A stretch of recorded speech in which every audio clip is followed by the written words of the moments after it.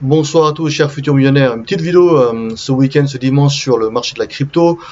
Le BTC, vous voyez, donc il va peut-être retaper 40 000 $. On est aujourd'hui à 39 053,36 $. Donc toujours dans le range 40, voilà, dans les 30-40, hein, comme on en avait parlé avant. Vous voyez, c'est toujours intéressant d'avoir plusieurs points d'entrée. Lorsque le marché avait chuté à 34 500 avec la crise en Ukraine, bah, moi je n'ai pas hésité, hein. Donc c'est pas un conseil d'investissement à moi, c'est juste mon avis. Donc moi j'ai pas hésité à rentrer. Euh, J'essaie de trouver toujours les meilleurs points d'entrée. Euh, et le but étant de garder long terme en fait, BTC, pour faire du dessin en fait. Voilà, donc pour l'instant il n'y a rien d'extraordinaire, hein. Il y a toujours les news à suivre concernant l'Ukraine.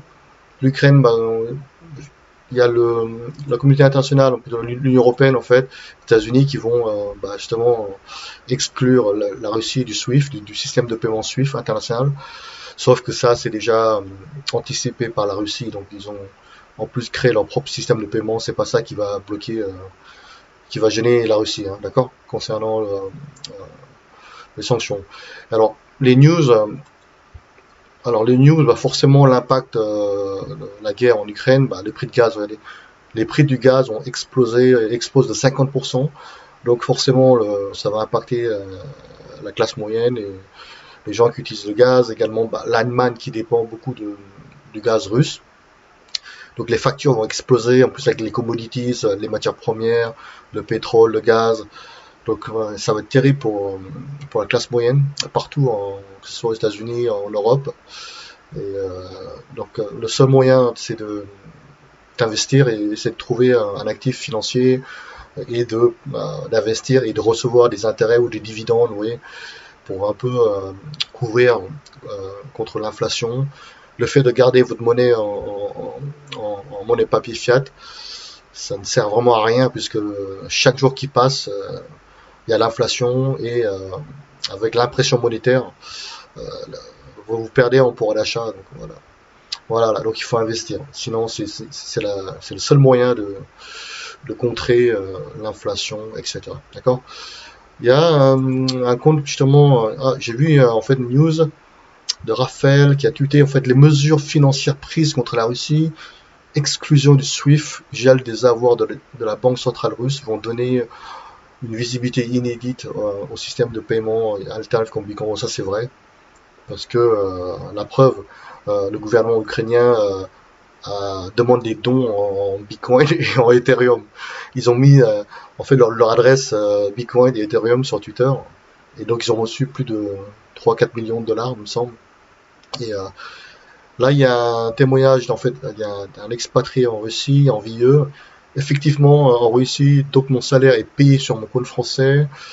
Et ça complique les choses pour les paiements maintenant. Mais j'ai fait une simulation. Bon, il y a une faute en. C'est un T ici, hein. J'ai fait une simulation en achetant de l'USDT. L'USDT, en fait, c'est un stablecoin, d'accord, sur la blockchain Ethereum, puis en le passant en rouble et en le récupérant sur mon compte russe. Vous voyez, c'est quand même on voit l'utilité, comment dire, des cryptos et de la blockchain, d'accord. On n'a pas d'intermédiaire, on n'a pas besoin de banque en fait finalement, parce que à la preuve, il utilise l'USDT en passant par la blockchain Ethereum. Après, bah, il se débrouille pour recevoir sur son compte russe. D'accord. Donc c'est système D, quoi. Concernant l'inflation, on a déjà vu. Il y avait très très bien, voilà, il y a Charlie Bilello qui a tweeté ça, très très intéressant. Là, vous voyez les S&P 500, c'est la correction en fait de plus de 5% depuis mars 2009.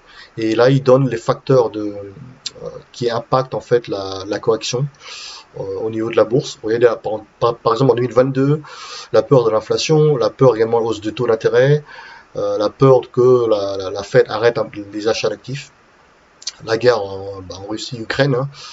Et en 2021, on avait aussi Covid, hein, Omicron, également la peur que la Fed arrête diminue en fait le rachat d'actifs, la planche à billets, hein, en fait. La Chine également après. Oui, c'est vraiment intéressant comme tableau. Et honnêtement, allez voir sur son compte Charlie Bilello.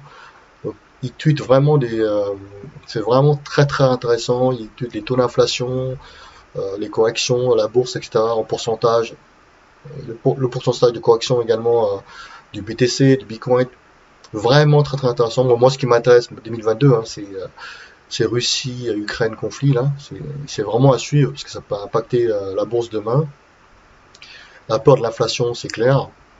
Bon après, la hausse des taux, ça va être déjà pricé, à moins d'une surprise de hausse des taux supérieure à ce qui est anticipé. Oui, ça peut faire mal à la bourse.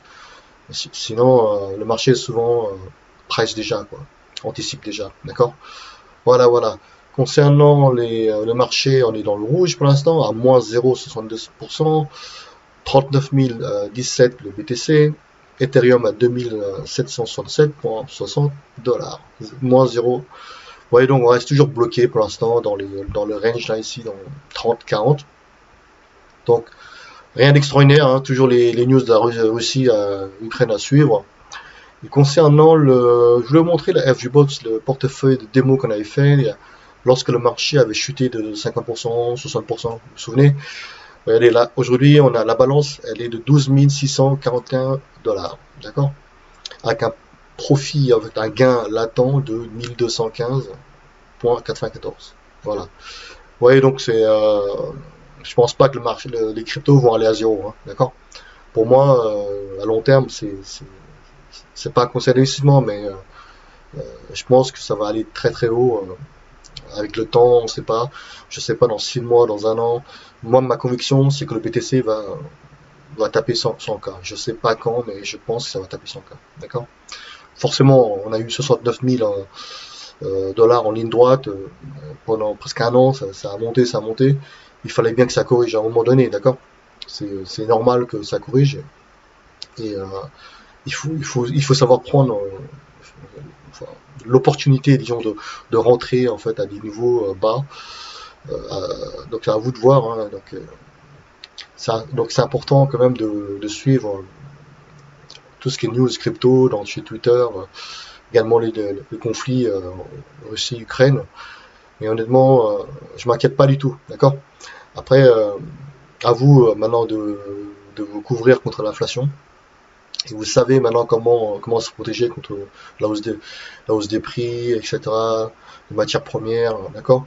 Le fait, il faut avoir des actifs financiers et recevoir en fait comment dire, des dividendes. Par exemple, si vous avez des actions, des industries, comment dire, du pétrole, bah, il y a possibilité que vous recevez chaque année des dividendes, d'accord? Également, pour faire du staking, prêter votre crypto, vous avez des intérêts. Voilà, donc c'est pas compliqué comme méthode pour recevoir des intérêts chaque jour, etc. Et donc ça permet en fait de hedger un peu contre l'inflation. Voilà, voilà. Et sinon, j'espère que vous avez aimé cette vidéo, c'est pour un peu vous remonter le moral. Faites-moi un petit like, également, n'hésitez pas à suivre notre chaîne. Sinon, passez un bon week-end à tous. Au revoir.